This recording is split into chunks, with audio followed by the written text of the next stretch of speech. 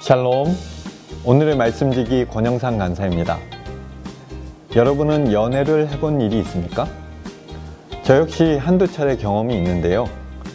만약에 여러분이 사귀는 연인이 두 마음을 품었다면 어떤 마음이 들까요?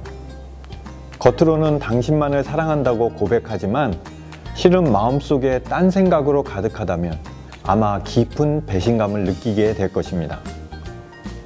오늘 본문은 이처럼 이스라엘, 특히 북왕국 이스라엘이 하나님께 대하여 두 마음을 품은 결과를 다루고 있습니다. 자, 그럼 오늘 풍삼 큐티를 시작해 보겠습니다.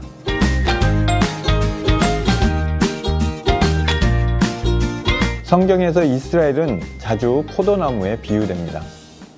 이스라엘은 한때 잘 자라 열매가 많은 포도나무처럼 번영했습니다.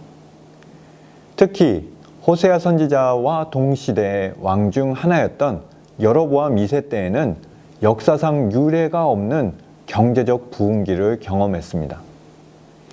그러나 아이러니하게도 이러한 번영이 오히려 이스라엘에게는 독이 되었습니다. 1절에서 고발하는 것처럼 이스라엘은 자신들이 얻은 경제적 이득으로 더 화려하고 더 열렬한 우상 숭배를 일삼았습니다. 이에 대한 하나님의 평가는 그들이 두 마음을 품었다는 것입니다.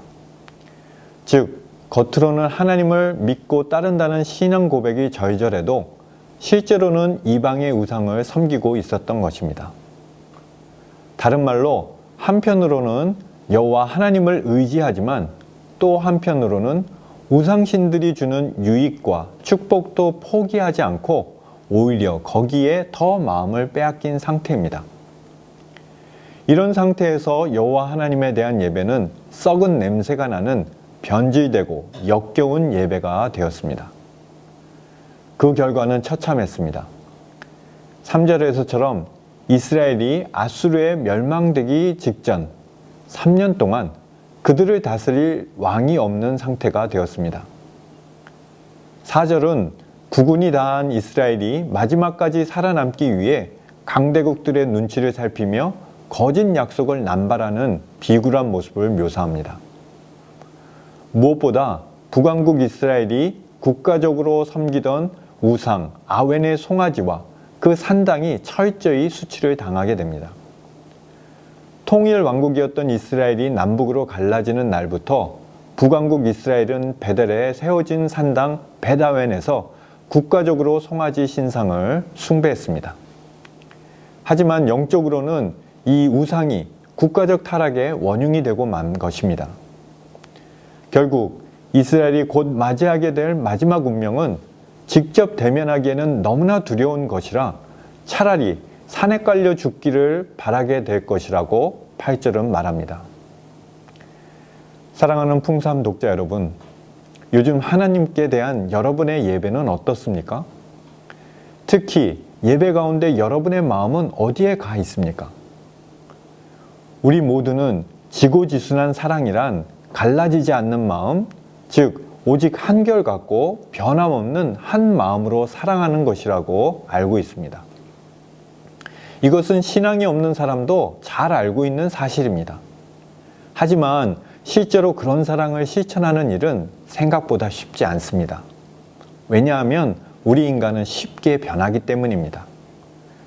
머리로는 변하지 않는 사랑이야말로 진정한 사랑이라고 알고 있지만 실제로는 우리의 사랑은 쉽게 변하고 맙니다. 하나님이 우리에게 원하시는 사랑, 역시 이렇게 한 마음으로 변함없이 오직 하나님만을 사랑하는 것입니다. 문제는 끊임없이 변하고 갈라지는 우리의 마음입니다. 해결책은 무엇입니까? 우리 자신의 연약함을 인정하고 우리 안에 계신 성령을 의지하여 끊임없이 되돌이키는 것밖에는 방법이 없습니다. 두 마음을 품고 있으면서도 겉으로는 그렇지 않은 것처럼 위선적이었던 이스라엘과 다른 길을 걸으려면 오히려 우리의 연약함을 솔직히 인정하고 하나님께 나아가야 합니다.